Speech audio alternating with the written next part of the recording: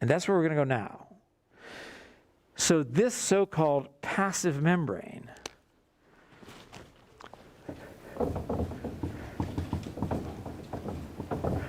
and what I mean by passive membrane that lacks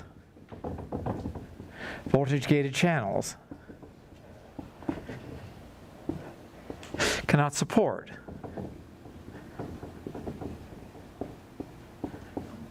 long distance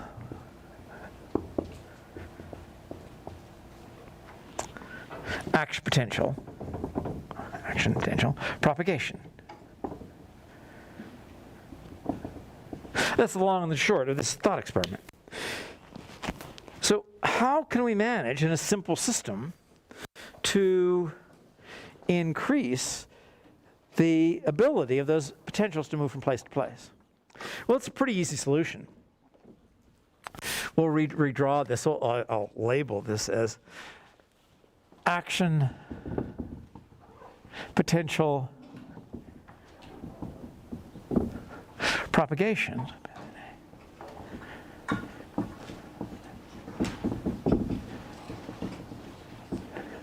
In neurons, where voltage-gated channels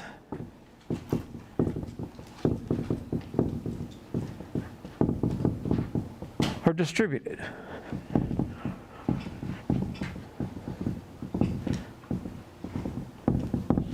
along the length, we'll just say along the axon.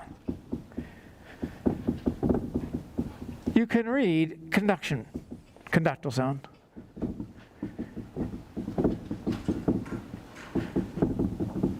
Let's draw that. So again, we'll start just like we did before, the two parallel lines that are meant to be the membrane or the axon. We're certainly going to have potassium leak channels because we have a membrane potential. Put a few of these in.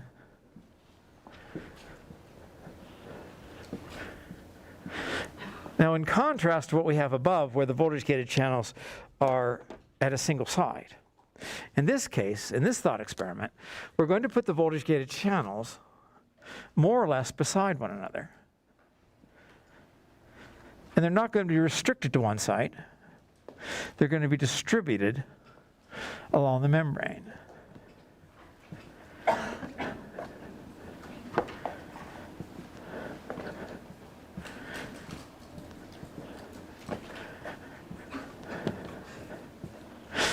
So these are the voltage-gated sodium channels again. Label these as the voltage-gated sodium channels. And the membrane will contain its counterparts. And we'll put all of these in. I'll just put a few of them in, of the voltage-gated potassium channels. These are meant to be voltage-gated potassium channels.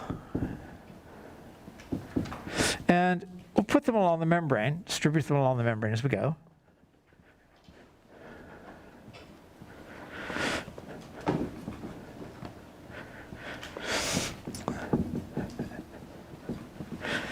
And now we'll start at this end again.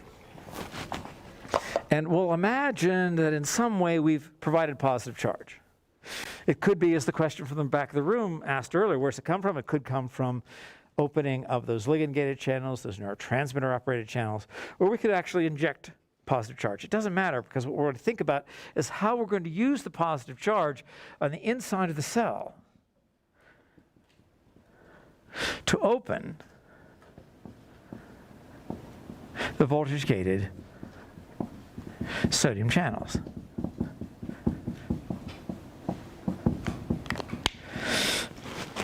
Well, the story is just as we've talked about this morning and yesterday, in that the positive charge is going to get these gates to swing open. When the gates swing open, once these gates have been opened, sodium comes in. Sodium, because it's a cation, is carrying positive charge with it. This positive charge now is able to cause this next channel, right next door, cause it to open. So this channel swings its gate open, sodium comes in. This positive charge gets this neighboring channel to open, and sodium comes in. And sequentially now what we can do is we can open these voltage-gated sodium channels and regenerate the potential over and over again as we propagate along the membrane. We have effectively a wave of rolling positivity moving along the membrane as we sequentially open those voltage-gated sodium channels. Of course, we're opening the voltage-gated potassium channels too, so we can take measurements along this. Just as we did above, we can take the measurements at these stations.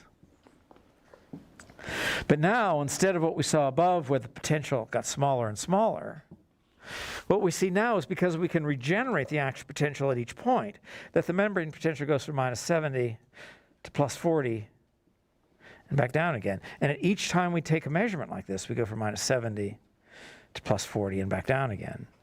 And so we see the same potential from -70 to +40 and back down again.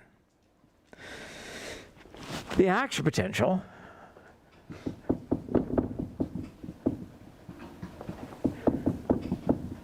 is said to be an all or none invariant potential. It's all or none because once the membrane potential reaches threshold, all those sodium channels open at one time, and it always goes to the same equilibrium potential for sodium. It repolarizes back down to the same level. It's almost always the same duration because the period of time it takes to close or inactivate the sodium channels is almost always the same. So these actual potentials are all the same. They're all the same amplitude, they're all the same duration. But what we're doing is that each tiny baby step along the length of the membrane, we're opening more voltage-gated sodium channels. As we open more, we then depolarize the membrane, and we get a continuation, a propagation of this actual potential from one place to the next by the sequential opening of the sodium channels. So any questions on that?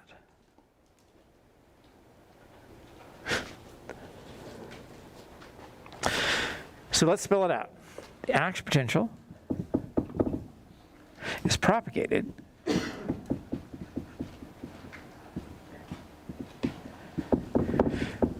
by the sequential opening of the voltage-gated sodium channels.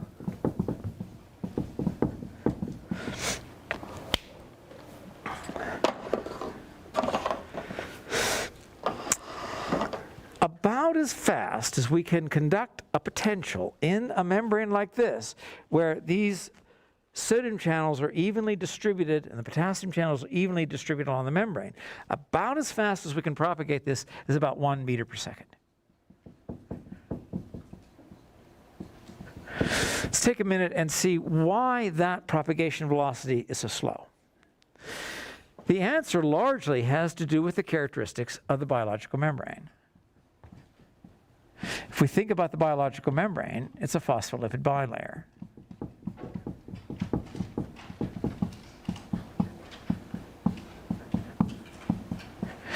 It's a very, very thin structure. It's no more than about 6 to 7 nanometers in diameter.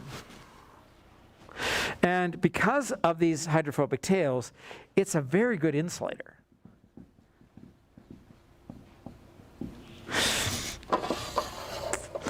If ions don't have a channel through which they can move, they simply don't pass through that membrane very easily.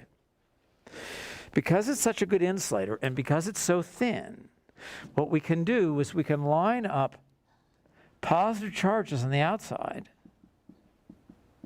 with corresponding negative charges on the inside. This lining up of the positive charges with the negative charges across an insulator, this is said to be capacitance. And it turns out membranes are very, very good at storing charge this way. If you have an engineering background, you'll be impressed by this number. It's 10 to the 10 to the minus 6 farads per centimeter squared. That's a very potent capacitor. Now, for our purposes, what we're imagining here is that all along this membrane, there are positive charges on the outside at rest, and there's a corresponding set of negative charges on the inside. That presents a problem for action potential propagation, because when this channel opens, before it can affect this channel down the line, the ions coming in have to replace or discharge the negative charges. So the first thing that happens is that sodium influx first discharges the capacitor. Before we can get a significant amount of ions, significant number of ions moving through those voltage-gated channels, we have to first discharge the capacitor. That takes a lot of energy. It takes a lot of charge. So what's happening here in these unmyelinated axons, and the reason the propagation velocities are so slow, is that so much of the ions coming in through each of these channels is now expended. So many of the ions coming through these voltage-gated channels are now expended. Their energy is expended by offsetting the negative charge, discharging the capacitor. It takes time to do that. So much of the time when we're conducting action potentials, propagating action potentials in this unmyelinated membrane, we spend that time and that effort simply by discharging all those negative charges. It's not a particularly efficient system. We have lots of neurons that do it this way. Many of our deep pain neurons conduct this way. But it's not very good for fast signaling. So if there are no questions on that, we'll go over to fast signaling. Yeah, sure. I'm a little confused about the definition of capacitance. Do you like to clarify on that? Sure. Let me work on capacitance a little bit. So imagine that these ions are little magnets. And you can do this experiment at home with a couple of refrigerator magnets. You know, if you bring them close enough together, depending on which poles you're using, they'll either, if they're at the same pole, they'll repel. But if they're opposite poles, you get them close together and they just stick to one another. Well, you can imagine having these magnets as each of these ions being a magnet.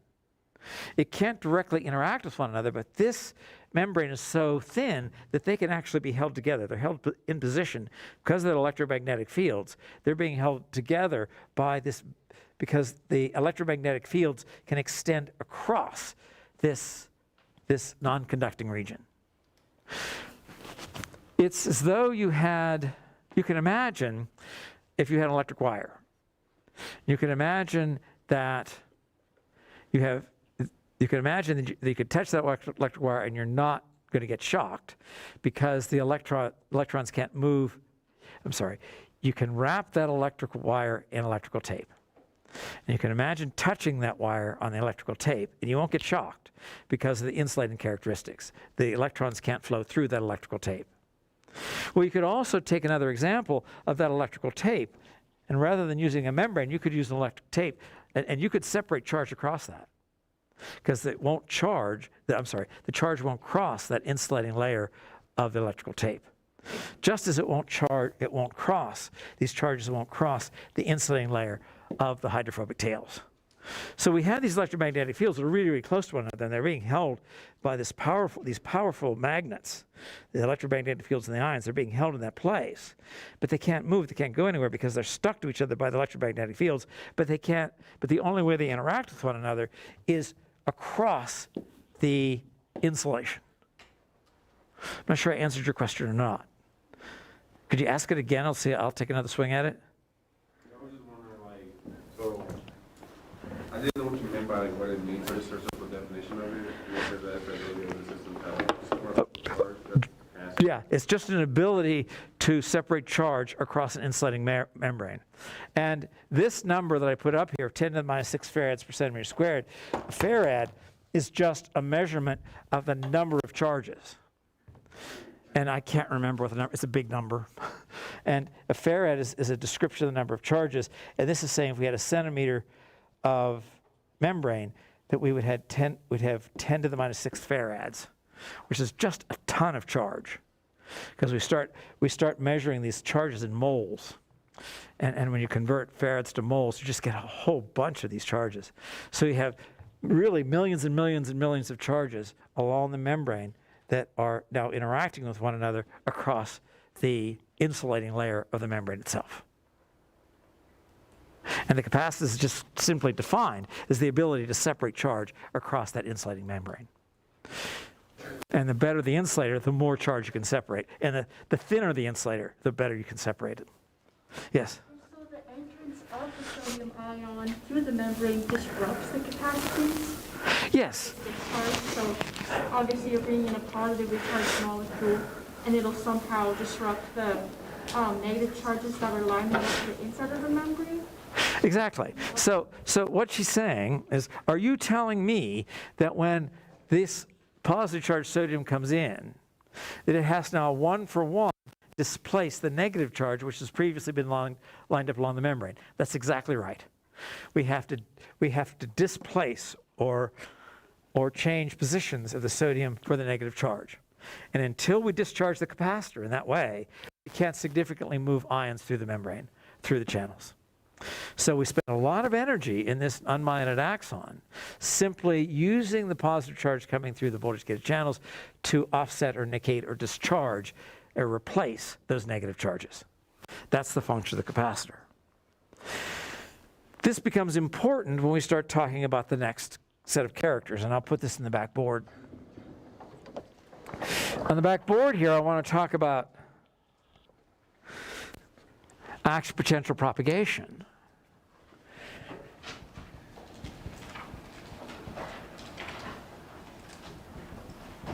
And myelinated axons.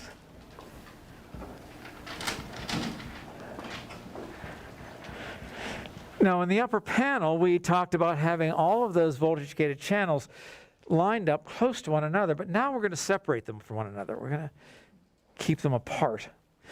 And you remember from the drawings we did for the glial cells that there are these regions of the membrane that are ensheathed, that are covered by myelin, and that these were called the internodal.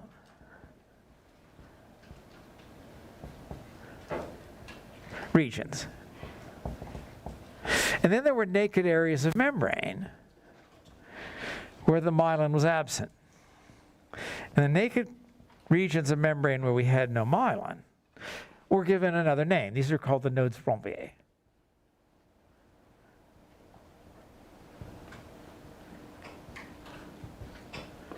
And we could do this over and over again. You remember, too, that the distance from one node to the next, that the length of this so-called internodal region was 1 to maybe 1.5 millimeters. And the other idea here is that the distance of the nodal regions is about 100 micrometers, a tenth of a millimeter. But in a myelinated axon, remember that all of the voltage-gated channels are going to be clustered at these sites.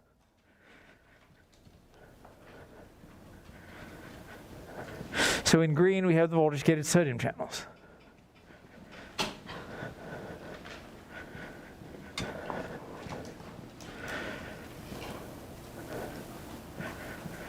And of course, they'll be accompanied by the potassium channels. As a detail, these potassium channels are often tucked up underneath the myelin.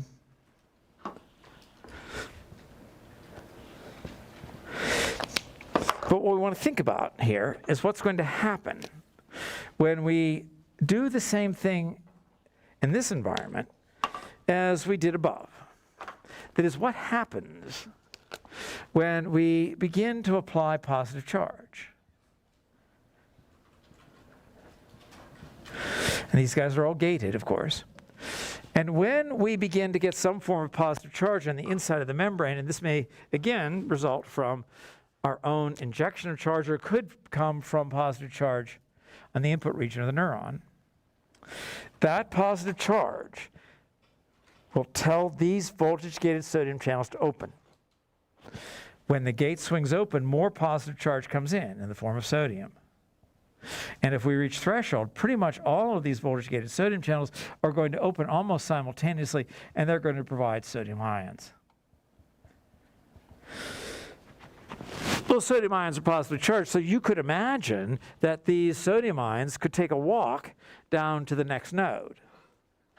There's a problem with that, though. These nodes are a millimeter or so apart, and for these ions to take the random walk to the next node would probably take minutes. So that doesn't help us in increasing the conduction velocity. So the way the system works is that all of these ions that come in have an electromagnetic field on them.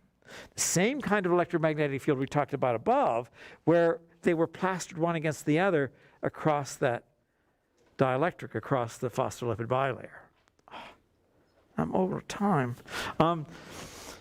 So let me finish this. So the positive charge is going to come in, and now we have an electromagnetic field, which is now going to almost instantaneously go to the next node. And the EMF from this node goes almost instantaneously. So the next node opens that channel, and we go to the next node. Let's start that up tomorrow, and we'll finish the story about the role of a lack of capacitance in this area.